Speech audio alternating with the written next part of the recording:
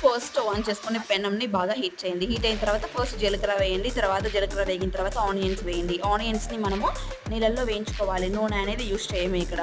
So, నూనెలో వేయించుకోకుండా మనం నీళ్ళల్లో వేయించుకుంటున్నాము హెల్తీ కోసం.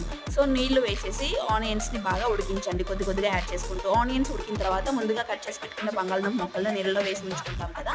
ఆ బంగాళదుంప ముక్కల్ని ఇందులో వేసేయండి.